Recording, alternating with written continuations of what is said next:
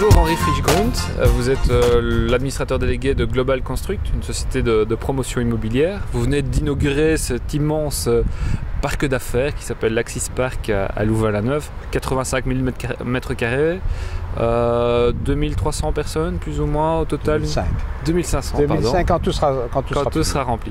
Alors vous avez évidemment, vous êtes attentif à tout ce qui est développement les plus récents, innovations les plus récentes en matière de développement immobilier. La technologie, comment vous suivez justement le dernier cri de la technologie d'une part, et d'autre part, comme vous l'évoquiez, ça ne veut pas dire que tout ce qui brille est or et que parfois il faut se méfier des technologies qui ne trouvent pas nécessairement un marché. Je suis assez prudent, c'est-à-dire je reste toujours avec l'idée en tête. Est-ce que c'est nécessaire? Est-ce que les locataires sont prêts à payer ce pour quoi on veut le faire?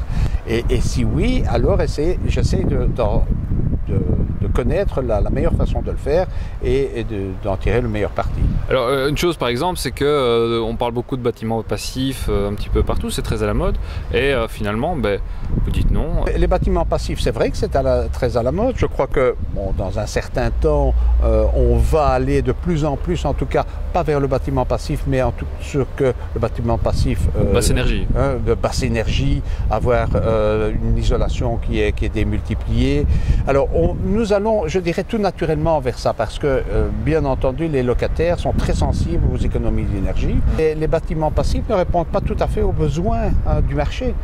Tous nos locataires, ou pratiquement tous nos locataires, demandent d'avoir de l'air conditionné. Évidemment, dans la promotion immobilière, c'est comme dans tout autre secteur, vous regardez aussi ce que font vos concurrents. Par rapport à ce projet précis ici à Louvain-la-Neuve, vous disiez que vous aviez regardé un petit peu ce qui se faisait dans le Brabant wallon, aussi à Nivelles, où un de vos concurrents finalement avait commis quelques erreurs avec pour conséquence 5 années d'inoccupation d'une infrastructure. Oui, donc je crois qu'il faut, le promoteur, la tâche principale du promoteur, c'est d'essayer en fonction de l'endroit où on est, d'avoir exactement le bâtiment qui correspond au futur acheteur ou au futur locataire. D'où l'importance de regarder ce que fait la concurrence. D'où l'importance de regarder ce que fait la concurrence, de voir les qualités et les défauts.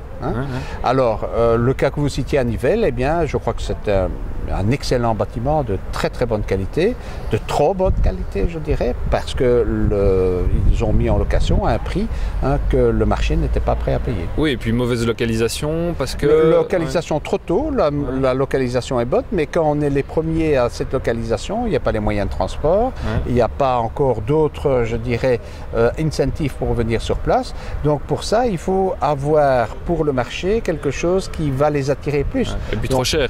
Trop cher, c'est ça. Et qu'est-ce que ça vous a appris justement par rapport au projet actuel, cette vision que vous aviez, puisque vous allez aussi à l'étranger forcément, aller voir ce qui se passe ailleurs? Alors nous allons beaucoup à l'étranger pour voir ce qui se passe ailleurs, et nous avons tiré d'ailleurs l'enseignement de ce qui se passait à Londres pour des service centers.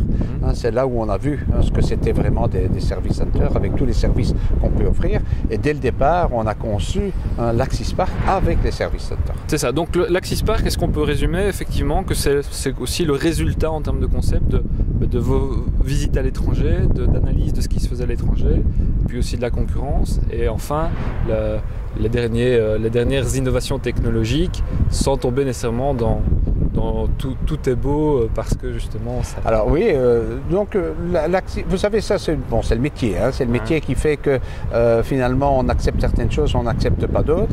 Alors l'Axis Park, c'est bien sûr le résultat de toute une série de choses. D'une part de ce qui se fait sur le marché belge, de ce que les locataires ou les acheteurs sont prêts à acheter et à payer pour une location pareille. Et en fonction de ça, eh bien, on doit concevoir le bâtiment le plus efficace, le plus moderne, le plus technologique, mais tout en restant dans le cadre qu'on s'est imparti.